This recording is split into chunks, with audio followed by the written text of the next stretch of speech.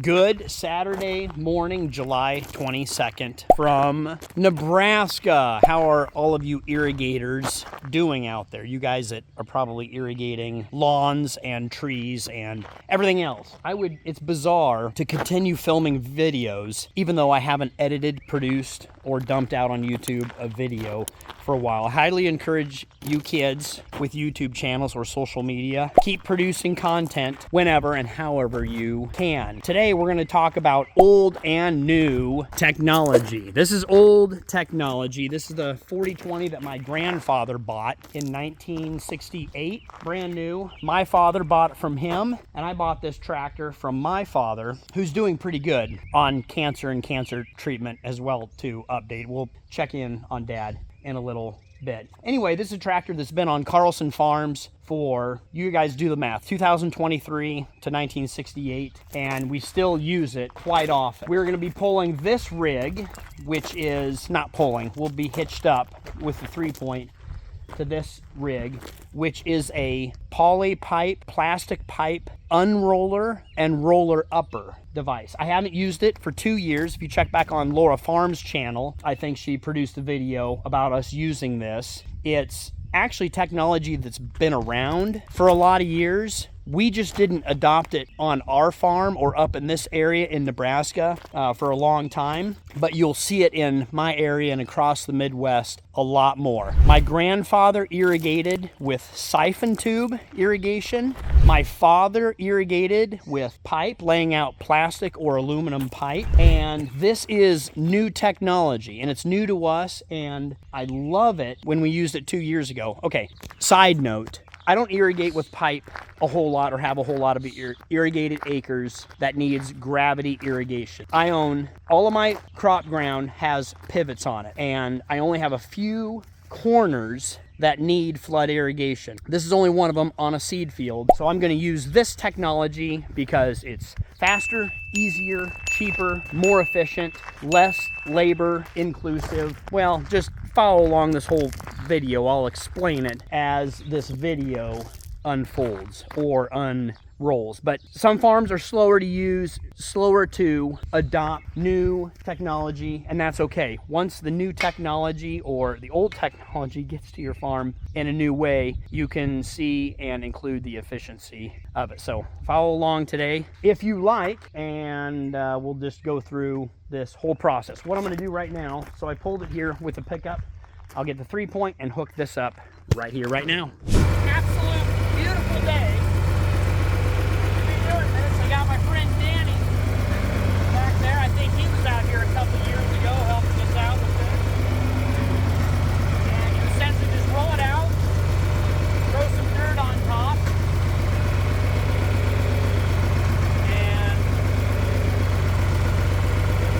great operation. Out here you can see pretty clearly 16 rows of male borders, 4 rows of females, and 1 male pollinator in this pattern as you look down the road. Seed cornfield. Drive straight, Kale. Focus.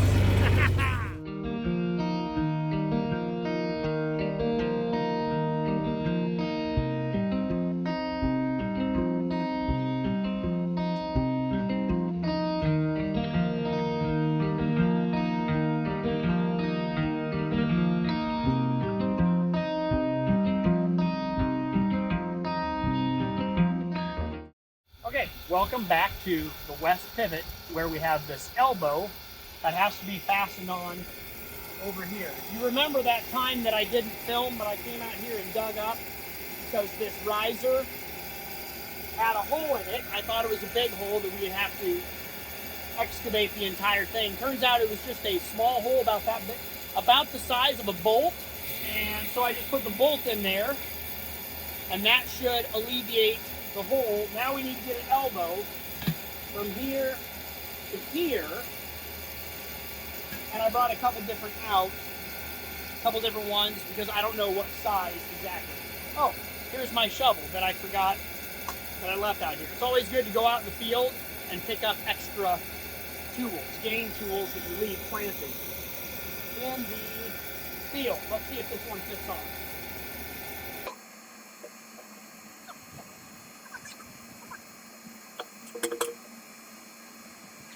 Should we shut off that pivot while we're working out here? Now we'll leave it running.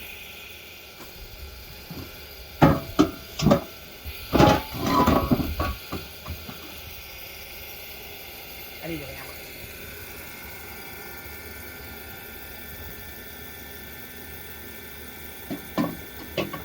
There we go.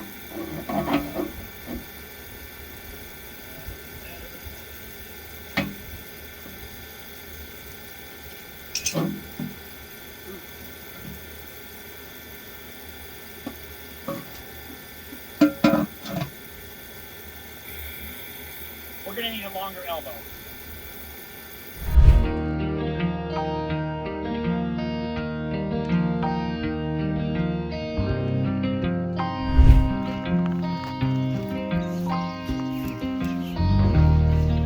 All right, we are back at Boneville, also known as Miceville. You're definitely going to see some creepy crawlies scurrying. Well, no, not creepy crawlies. They would be more like scurrying skitters in and around here. They definitely will run up your pant leg as well too. That's why I wear shorts, so they can't get inside my pant leg. They'll just be on the outside and I have a chance to knock them off. This elbow is too short. We need to find a longer elbow. So let's go dig around in Mouseville for the right part. This one would work a little bit better, but it doesn't have a gasket. What? Boom. There we go.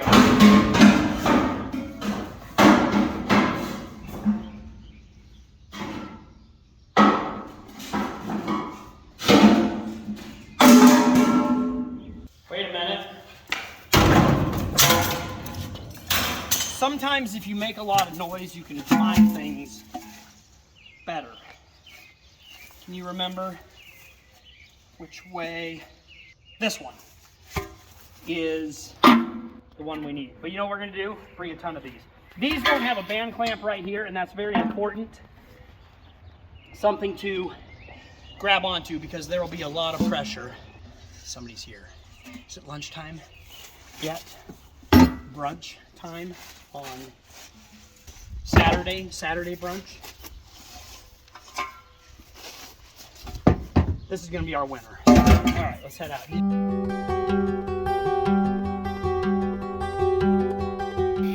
Definitely this one.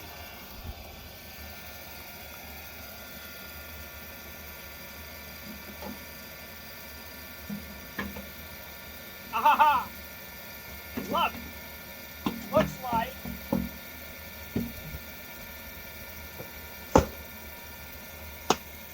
I love it when a fitting fits together. Now we'll put these clampers on, like so, to hold them in place.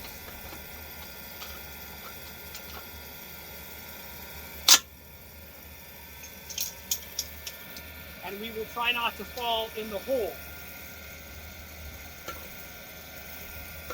as we are doing this.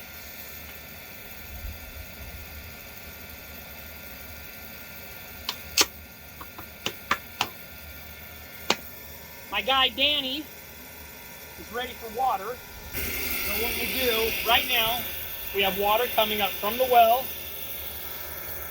Here's for this valve up into the pivot. So what I'm going to do is keep the pivot running because it's calling for water. I'm just going to slow it down to 1%. So it'll keep calling for water, but the pivot won't run while we do this irrigation. This is the one with the blanked out screen and it's super bright here. So bear with me as I go. 1 inch, we'll go, oh my goodness. Now, we are pumping 5, 6, 7, 800 gallons a minute. I'm going to open up this valve and hopefully there's no explosion.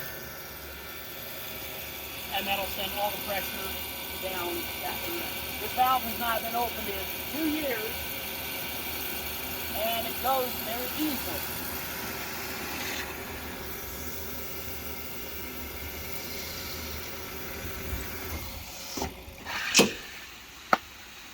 You know what happened? Here's what happened. The pivot sensed a major leak and a pressure loss. My pressure dropped, it killed the motor engine.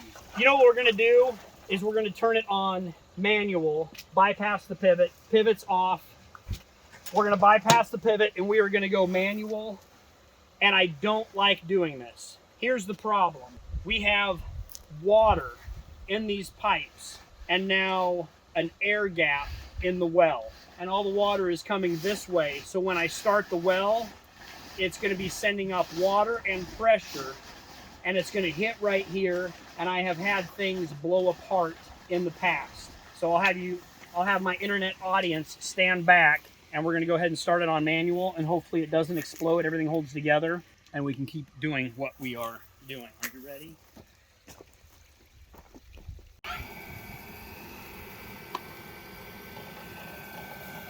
Don't die!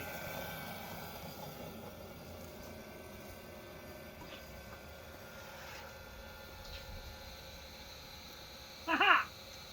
Yeah, I don't know what you guys were worried about or so nervous about. It's just fine. It's not major pressure.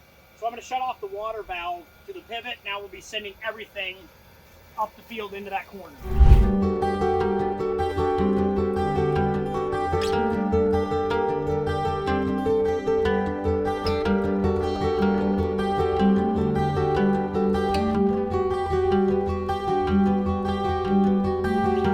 Okay, apparently I took a little bit too much time. The water has already made it up here, and no deadly explosions up here as well too. Why am I always fascinated that everything works correctly according to plan? It's just a lot of times in farming or my life, if it can go wrong, it does go wrong, and I spend all day going back and forth. So when things continue to work smoothly, it exceeds my expectations for failure. Now, it could fail right now, and that would be hilarious, as I just gave you that little piece of encouragement. But you can see this poly pipe flexes out, no big bends or kinks. We got Danny up there following the water. The end of this is opened, and so the water will just flow out, but there'll be enough pressure inside here that you can punch a hole with a special hole puncher, and it will squirt out into the furrow,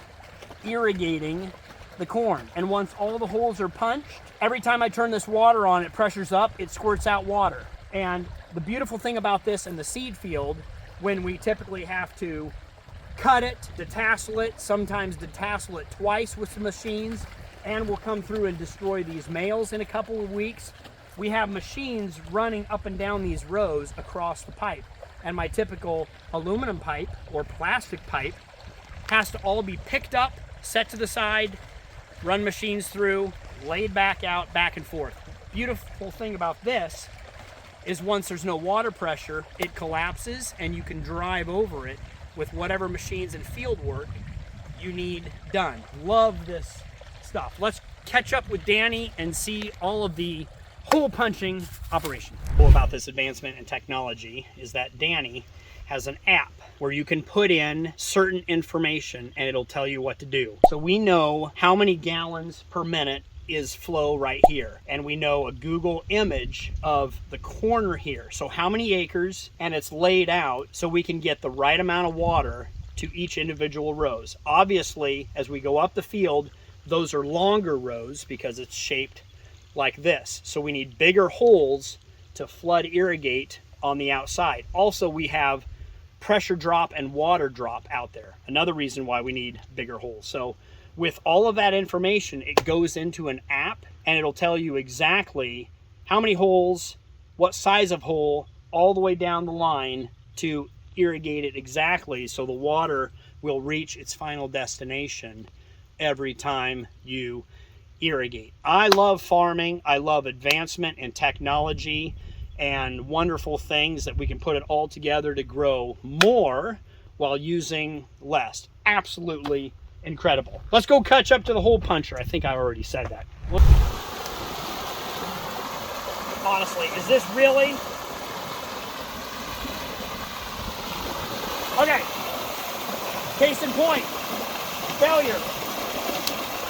Is it because I slapped right there? No, it's not.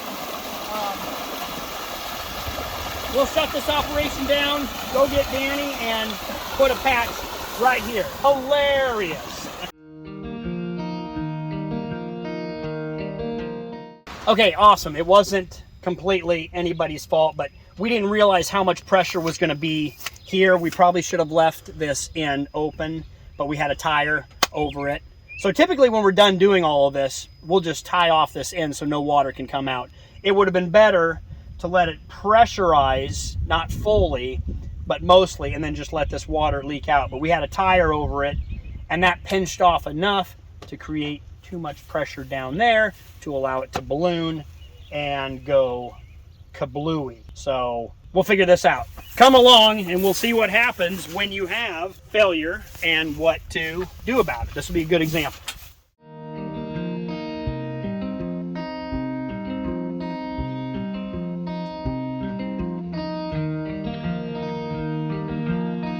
We are waiting for a patch, and this will be a good experience, something I've never done before. And this will be great for our interviewing audience, maybe our farmers out there, maybe our pipe laying or poly laying farmers out there that experienced an explosion. Now I'll have to do a quick Google search and find a YouTube video, how to fix a pipe failure. Well, stay tuned, come along for all the pipe fixing failure content you can imagine. Let everything drain down so when we surge it again, it won't explode into 1,000 pieces.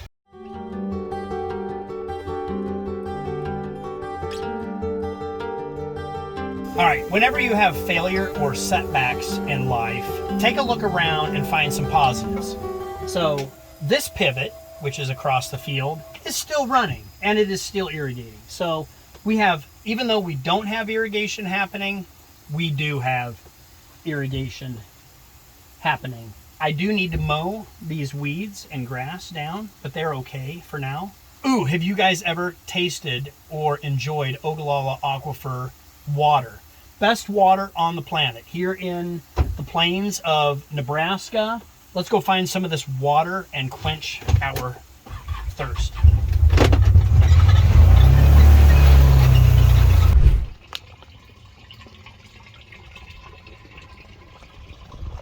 Oh.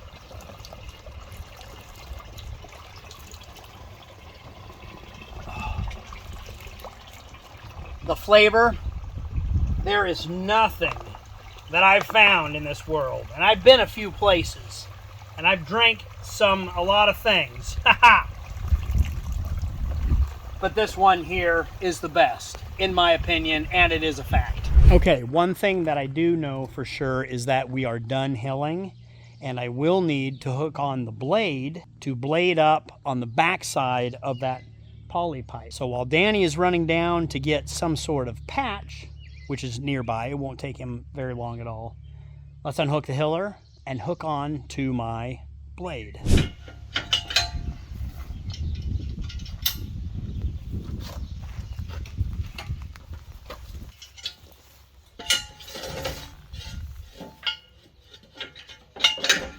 Kind of feel like these legs need to be lower, but we'll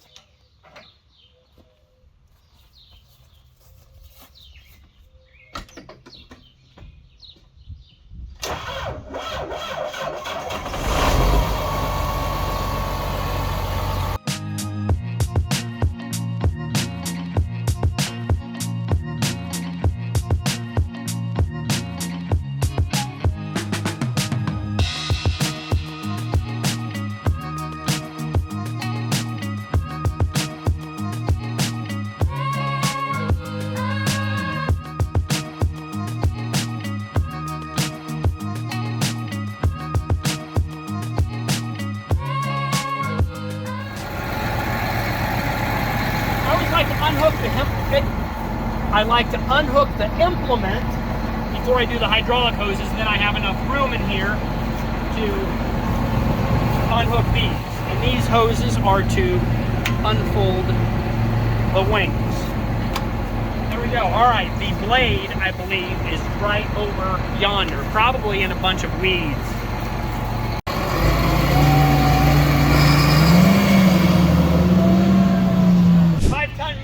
Truck is in the way of said plow. So we get to start it. It's been sitting here for a couple of months. What is the over-under that the batteries are not dead and that it will start?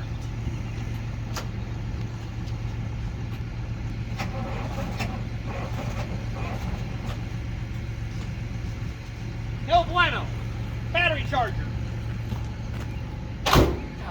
The 5-ton truck is a Cummins diesel, but it runs off a 24-volt system. So it has a bunch of, I believe, 12-volt batteries that are run in a series that makes it a 24-volt. So we need the special battery charger. My regular 12-volt battery charger won't work. This one is set up for 24, so we can hook it in there and either boost it or just let it charge there for a little bit. Like I said, that 5-ton has been sitting there since planting season, so a couple of months. We just need to find an extension cord.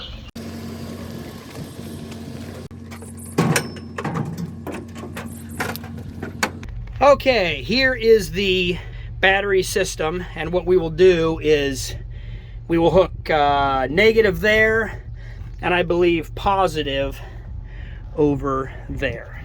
Great thing about this battery charger is that it tells me that it's a 24-volt system. You see right now we're pumping out about 21.9, and so we will hit that there.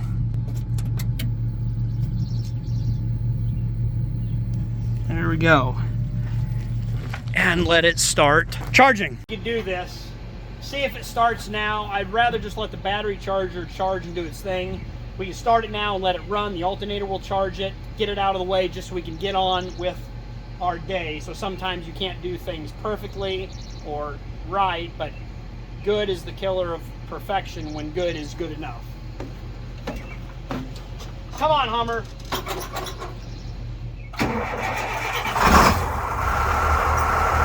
Let's get going.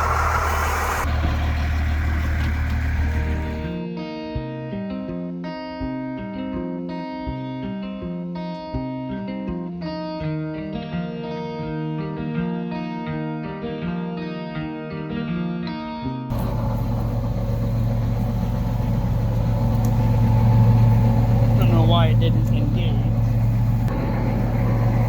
Disgusting. Give me an idea where these go. See what I did. 2R and 2L. What you want to do is clean the tips of these off, because you don't want dirt to enter into your hydraulic system.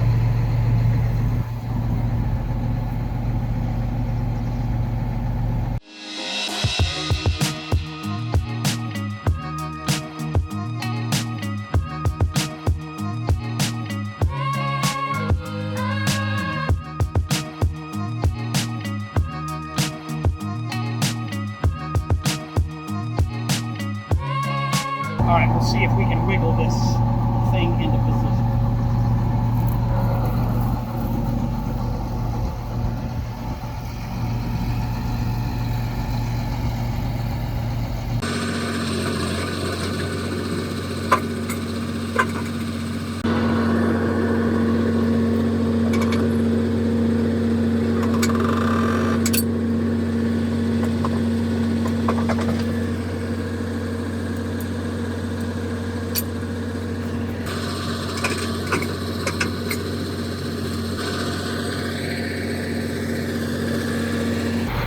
Lock in, ready to go. Let's go find Danny.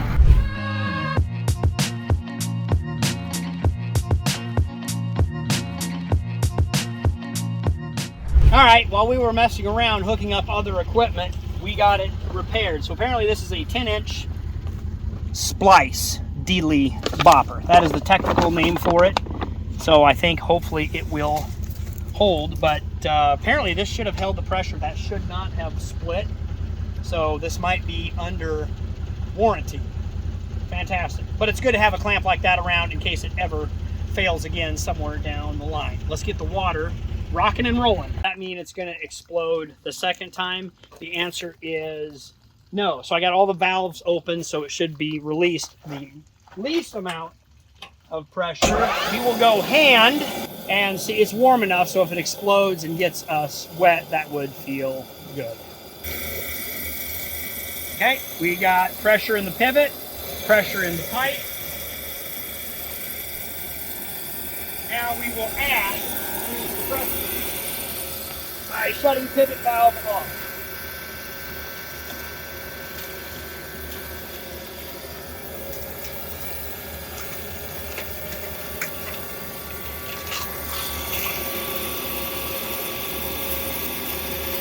Now we have full pressure. Check the gallons. Wow, close to 900 gallons. Can somebody do the math on that? 900 gallons a minute, running probably a 30-foot rise, a quarter-mile long. What should my PSI be? When you're watching a professional work in the wild, you don't want to interfere and disturb, but when you've got 30 years experience and probably hundreds, maybe even thousands of miles of doing this job. So he's checking his app, checking his phone, and he's got, in those little stabber dabbers, he's got different punches, different orifices that put the correct amount of water, I believe, in. We're running every single row. Now, when I used to irrigate with pipe, I would go every other row, and I would go wide, wide, narrow, narrow, because where the tractor drove, it would compact it down for the hilling operation so that it would flow faster. So I would want narrow there, but where it was not compacted, I wanted more water to flow. This eliminates the need for all of that. Also, I have to get some more of this water. I am so thirsty out here in the heat.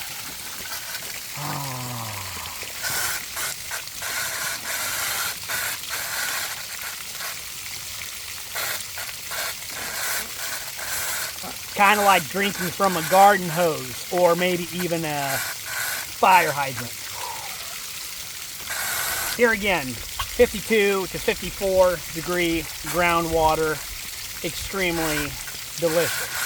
Thank you, Aquifer.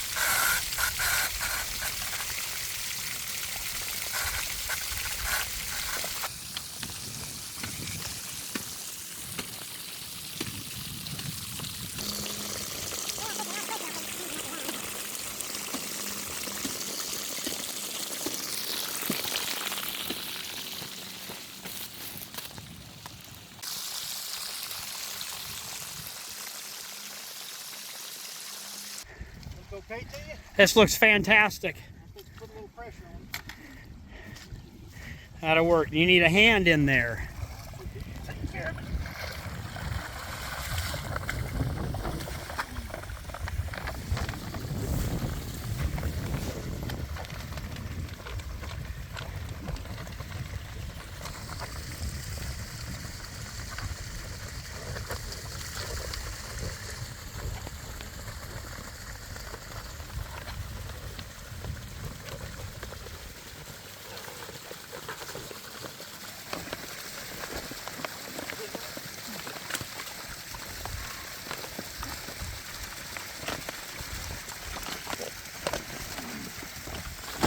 Done. Fantastic. That's the fastest set that I think I've ever set for gravity irrigation. Now all we have to do is push a button.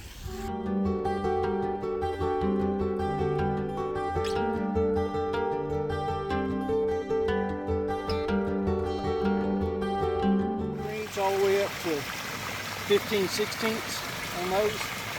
And what a lot of guys have been doing is just taking an engraver and engraving it into the block of the head there, the size, Got it. or on the side of that, engrave it into that. Yeah, you betcha. Now there's the new ones have the sizing on it, but this is the older generation of it. They didn't put the sizing on it. Old school. This has got to be one of the easiest, fastest ways to irrigate. I love this. As much as I hated gravity irrigation growing up, this is satisfying. This is super fun. Some of the statistics behind this, the difference between this one seam pipe and hard pipe, which is either aluminum or plastic hard pipe, is with hard pipe, you have gaskets on every 30-foot section, and then you have gasket in every gate that you open and close, and those all leak just a little bit. Sometimes they leak a lot, but we usually don't replace every seal or every gasket every year.